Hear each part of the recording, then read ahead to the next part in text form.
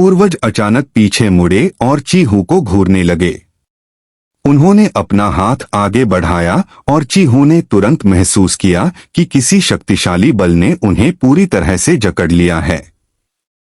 यदि तुम सबसे शुद्ध विशालकाय दानव रक्त वाले जूनियर नहीं होते तो मैं तुम्हें आज मार देता, तुम कृतघ्न बदमाश। एक बार जब हम कबीले में वापस आ जाएंगे तो तुम्हें 100 साल तक बंद कमरे में साधना करनी होगी और अपने शरीर को परिष्कृत करने का दर्द सहना होगा। ऐसा कहकर उसने भाग रहे वांग लिन का पीछा किया। चीहू ने अपनी मुट्ठियां भींच लीं और उस ओर देखने लगा जहां वांग लिन भाग गया था। भाई सेन, मैंने अपनी तरफ से पूरी कोशिश की। चीहू उदास हो गया। उसे नहीं लगता था कि वांग लिन बच पाएगा। वह अपने पूर्वज को नाराज करने के लिए इसलिए तैयार था ताकि खुद को निराश न कर सके। मैं चीहू एक इज्जतदार आदमी हूं। सेंग न्यू मुझे अपना दोस्त मानता है, इसलिए मैं इतना बेरहम काम नहीं कर सकता। वांग लिन ने चीहू की मदद से कुछ आध्यात्मिक ऊर्जा पुनः प्राप्त कर ली थी और वह इसका उपयोग भागने के लिए कर रहा था। जैसे ही वह उड़ रहा था, वांग लिन ने इस माथे की ओर इशारा किया और आह भरी। उसे नहीं पता था कि दुश्मनों ने क्या गठन किया था। वह केवल इतना जानता था कि वह अंतरिक्ष को चीर नहीं सकता था और न ही टेलीपोर्ट कर सकता था, और उसने यह भी महसूस किया कि कुछ उसे स्वर्ग को चुनौती देने वाले मनके में प्रवेश करने से रोक रहा था। कम से कम अभी तो वह कुछ समय के बिना इसमें प्रवेश नहीं कर पाएगा। यह संरचना बहुत रहस्यमयी थी। केवल वांग लिन ही नहीं था जो टेलीपोर्ट नहीं कर सकता था, बल्कि विशालकाय दानव कबीले का पूर्वज जिसने इस संरचना को बनाया था वह भी टेलीपोर्ट नहीं कर सकता था। दिव्य तलवार चोरी हो गई। अगर मैं आज जीवित हूं तो मुझे इसे वापस लेना होगा। वांग लिन की आंखों में नफरत की झलक दिखाई दी। हालांकि ठीक इसी समय मध्यम आयु वर्ग के व्यक्ति ने वांग लिन को पकड़ लिया और ठंडे स्वर में कहा, तुम बच नहीं पाओगे, मैं तुम्हें मौत के घाट उतार दूंगा। उसने अपना दाहिना हाथ उठाया और अपने दाहिने अंगूठे से दबाया। अंगूठे से एक शक्तिशाली बल निकला, लेकिन इससे पहले कि बल वांग लिन पर पड़ता, एक शक्तिशाली क्षेत्र भी उसकी ओर बढ़ा। इस क्षेत्र में एक सुगंध थी, चाय की सुगंध। जीवन का अनुभव करने के लिए चाय की सराहना करने में अपना पूरा प्रयास लगाना और चाय को जीवन भर साथ देना। वांग लिन का जीवन और मृत्यु क्षेत्र तुरंत प्रकट हुआ, लेकिन जब उसे आत्मा परिवर्तन साधक के क्षेत्र के सामने रखा गया तो वह प्रतिस्पर्धा नहीं कर सका। उसने अधिक रक्त खांसा और उसकी मूल आत्मा फिर से क्षतिग्रस्त हो गई। वांग लिन का शरीर आकाश से गिरा। वांग लिन के चेहरे पर चाय की पत्तियों जैसे निशान उभर आए। हर बार जब वे चमकते तो वांग लिन का शरीर कमजोर हो जाता। उसकी मूल आत्मा धीरे धीरे खत्म हो रही थी।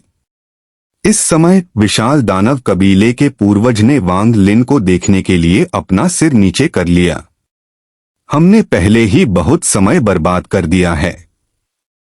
इस व्यक्ति को मारने के बाद मुझे अभी भी अन्य काम करने हैं। साथी साधक ली, आगे बढ़ो। अधेड़ उम्र के आदमी की आंखें चमक उठीं और वह मुस्कुराया। तुम अभिनय करने को तैयार नहीं हो क्योंकि तुम माउंट सुजाकू से डरते हो। ठीक है, चूंकि यह मेरी योजना है, मैं इसे करूंगा। ऐसा कहकर उसने वांग लिन की ओर इशारा किया। वह वांग लिन की जान लेने वाला था, लेकिन ठीक इसी समय आसमान से एक जोरदार गड़गड़ाहट की आवाज आई और अंतरिक्ष में एक बड़ी दरार खुल गई। आसमान से एक काले और बैंगनी रंग का ताबूत नीचे उतरा।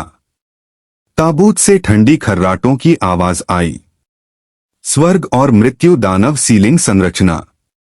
अगर मुझे पहले से ही इस संरचना के बारे में पता नहीं होता तो मेरे लिए इसमें प्रवेश करना वाकई मुश्किल होता। लाल वस्त्र पहने एक बूढ़ा आदमी चमकती आंखों से अपने नीचे तीनों को घूर रहा था। विशाल दानव कबीले के पूर्वज और अधेड़ उम्र के आदमी को देखने के बाद उसका चेहरा काला पड़ गया और उसने शाप दिया, सिंह न्यू, क्या तुम्हारे पास खुद को मुसीबत में डालने के अलावा और कुछ करने को नहीं है?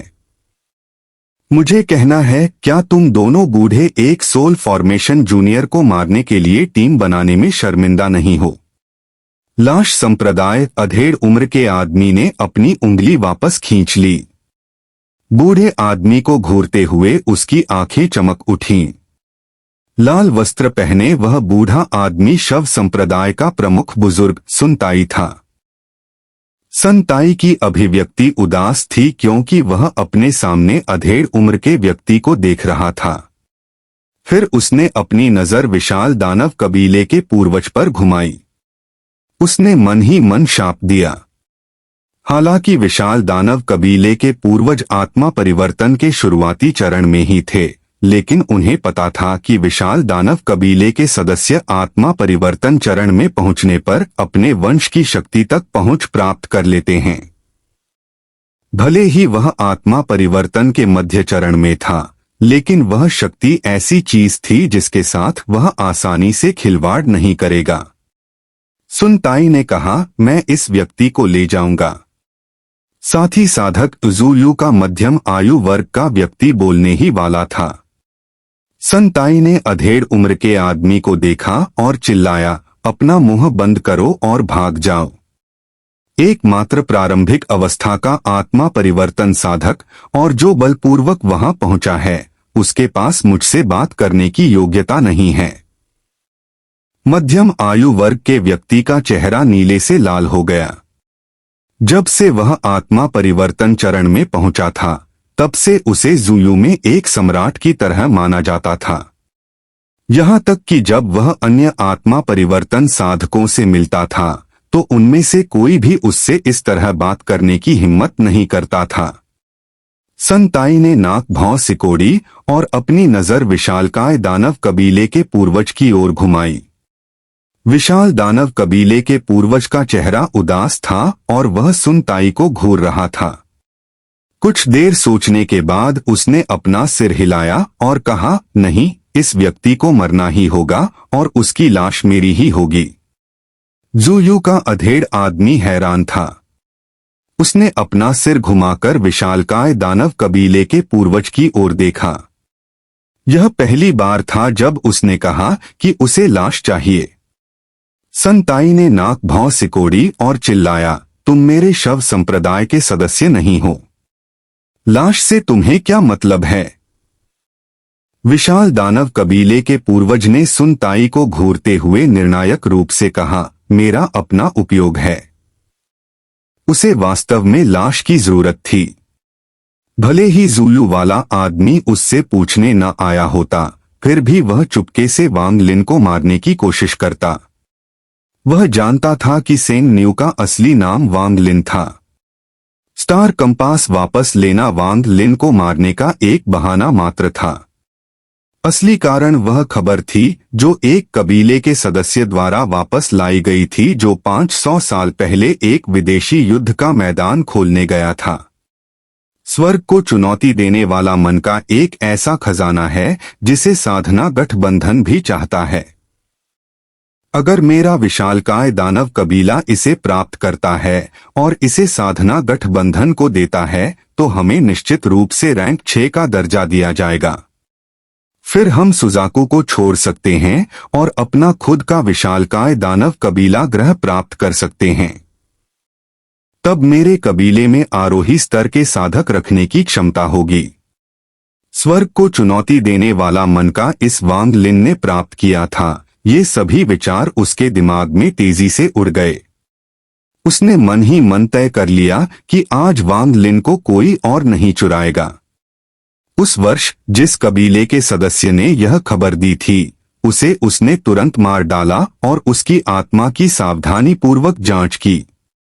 यह निर्धारित करने के बाद कि कबीले के सदस्य ने किसी और को नहीं बताया और जानने वालों की संख्या बहुत कम थी, उसने सभी को नहीं मारने और गुप्त रूप से वांग लिन की तलाश करने का फैसला किया। हालांकि पूर्वज के पास बहुत शक्ति थी, लेकिन ऐसा लग रहा था कि वांग लिन वाष्पित हो गया है और सुजाकू बहुत बड़ा था। कबीले के सदस्य से मिली जानकारी के अनुसार वांग लिन विदेशी युद्ध के मैदान के अंदर एक स्थानिक दरार के अंदर गायब हो गया था।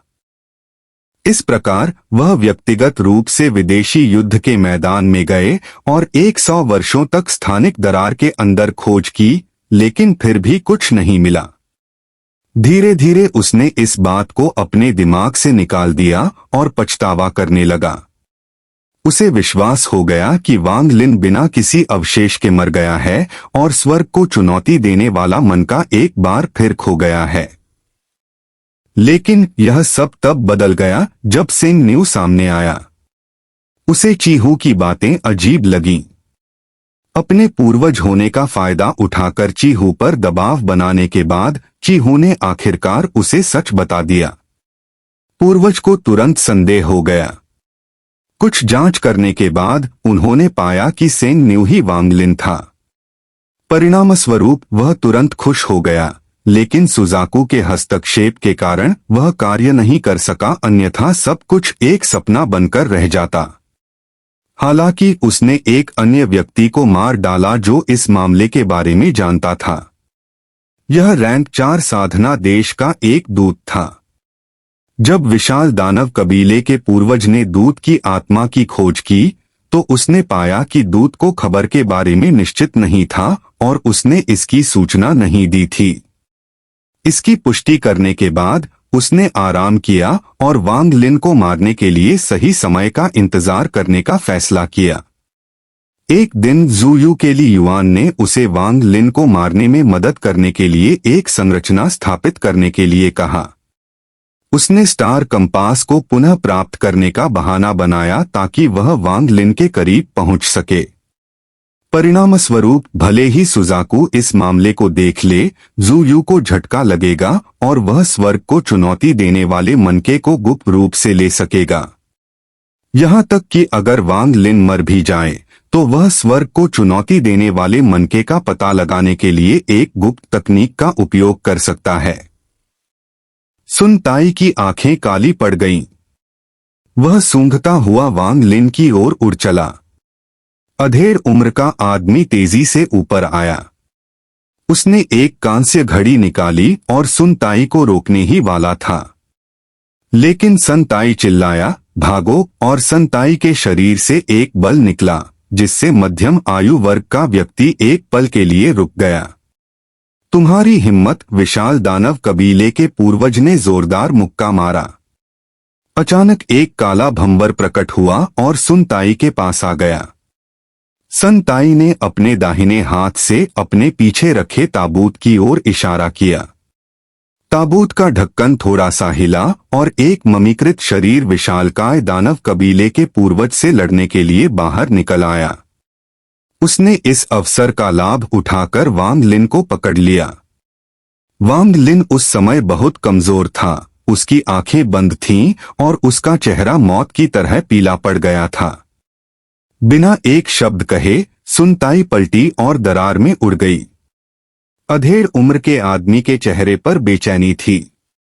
वह थोड़ा हिचकिचाया और कुछ नहीं किया।